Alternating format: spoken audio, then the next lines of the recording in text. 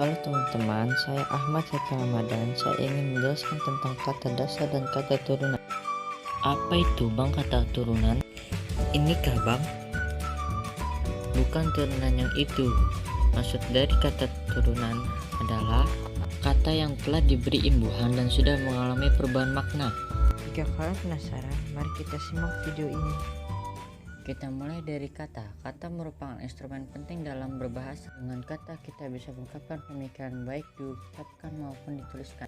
Dalam ranah penulisan, kata merupakan satuan paling kecil dalam kalimat.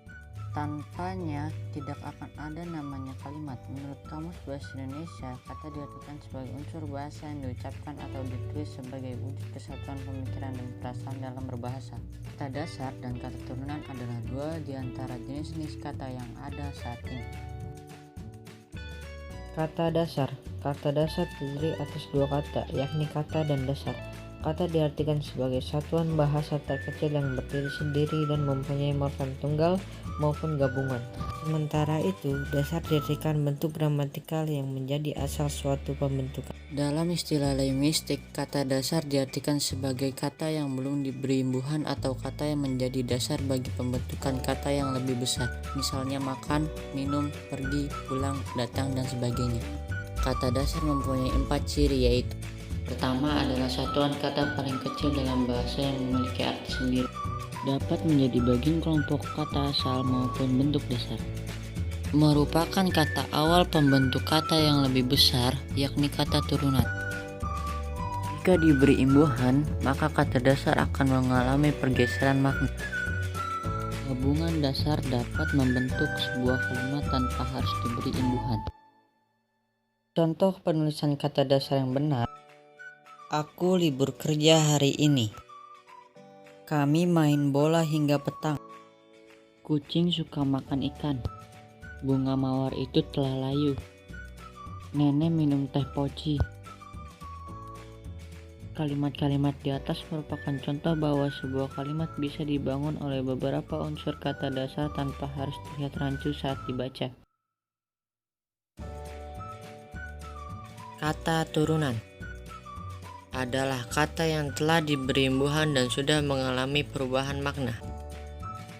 Perubahan terjadi karena adanya penambahan imbuhan awalan, akhiran, dan sisipan pada kata dasarnya. Misalnya penari, butiran, bertanggung jawab, dan sebagainya. Contoh penulisan kata turunan yang benar. Kata dasar yang diberi imbuhan awalan, akhiran, atau sisipan harus ditulis dengan cara dirangkai atau digabung. Contohnya adalah menari, berlari, dan melangkah. 2. Dihubungkan dengan tanda hubung jika imbuhan diberikan pada kata dasar yang berbentuk singkatan atau istilah bahasa asing. Contohnya PHK, stun, mendownload, diupload. Jika kata dasarnya adalah gabungan kata, maka imbuhan awalan dan akhiran penulisannya digabungkan pada kata awal dan akhirannya. Contohnya bertegang rasa, berumah tangga, berlapang dada. 4. Jika gabungan kata dasar mendapat imbuhan awalan dan akhiran, maka kedua kata dasarnya harus digabungkan.